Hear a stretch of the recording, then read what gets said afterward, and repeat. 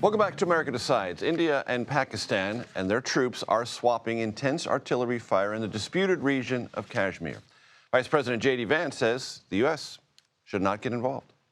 We can't control these countries, though. Fundamentally, India has its gripes with Pakistan. Pakistan has responded to India. What we can do is try to encourage these folks to de-escalate a little bit, but we're not going to get involved in the middle of a war that's fundamentally none of our business. Rizwan Saeed Sheikh joins me now. He is Pakistan's ambassador to the United States. Mr. Ambassador, it's good to have you here. Do you agree with the Vice President? The United States should not get involved? And the reason I ask is because as I've covered American presidents, every American president I've covered has been interested in the relationship, especially when it becomes volatile at all between India and Pakistan, and engaged and to help negotiate things in the past. Thank you, Major, for having me on your show. Yes, you have rightly pointed out that it is a region of geopolitical significance and consequence. So U.S. has been involved each time. The situation has escalated, including the last time when it was in 2019 Yes. With regard to Pulwama, and U.S. being a preeminent power has certainly a disproportionate responsibility with regard to not just monitoring but ensuring peace and security, not just at the whole planet, but particularly in regions where it matters. And here we are talking about 1.6 billion people whose lives and livelihoods are being threatened by Indian belligerence that has been taking place for the past 4 nights. They launched provocative aggression against Pakistan 4 nights ago. Pakistan has been exercising its right to self-defense. So far, we downed 5 Indian jets on the first night. It is being termed as the longest dogfight of jets in modern history. And it is going on. The escalation is going on by the Indians.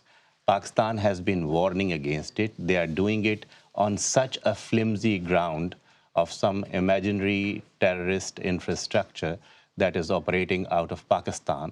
It is actually strange and ironical and farcical to a certain extent that India mentions it.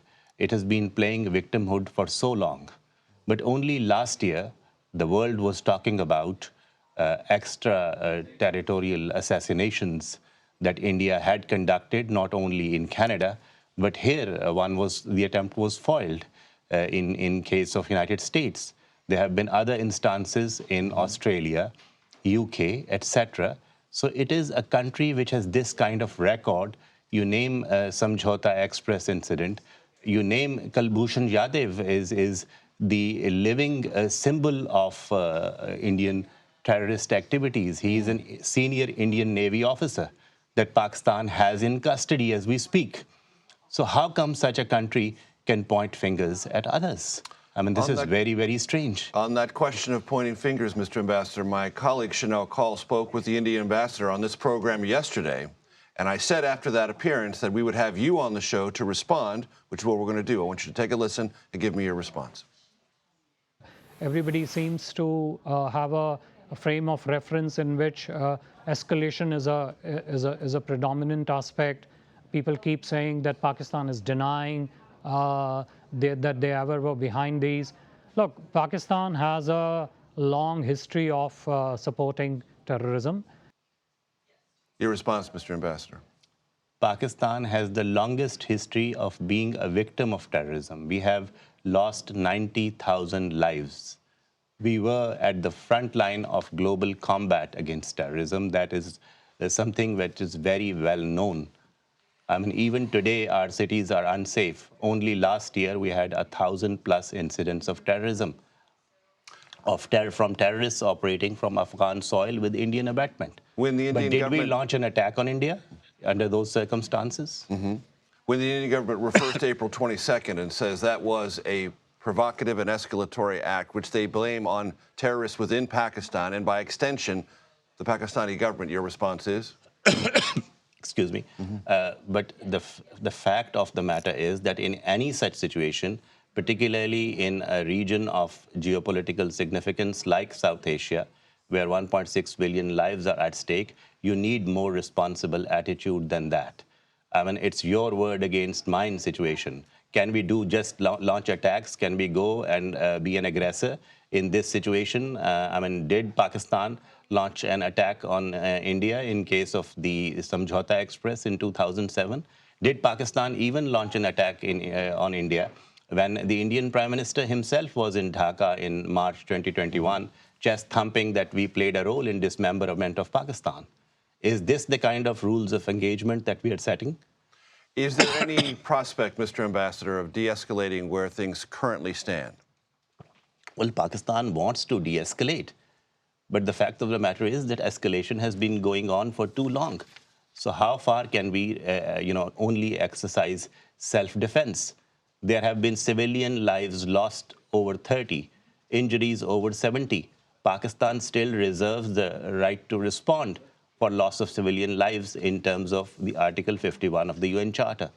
And we will exercise that right, as has been pronounced by the National Security Council of Pakistan, at the time and place of our own choosing. When the Vice President says this conflict as it exists right now is not the United States' business, do you interpret that at any level, Mr. Ambassador, as a nominally pro-Indian sentiment?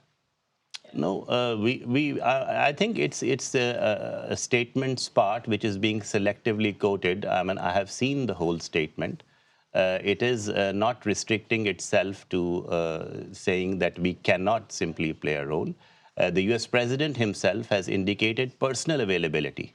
He has been pronouncing that if the two countries want it, I am there. I am there are his exact words. And there have been discussions between Secretary Rubio and the Prime Minister of Pakistan. So the efforts are going on, not just by United States, but also by other friendly countries, including Saudi Arabia, UAE, etc. Saudi Deputy Foreign Minister was in Pakistan earlier this morning. So international community understands the significance of the escalation continuing in a nuclear setting.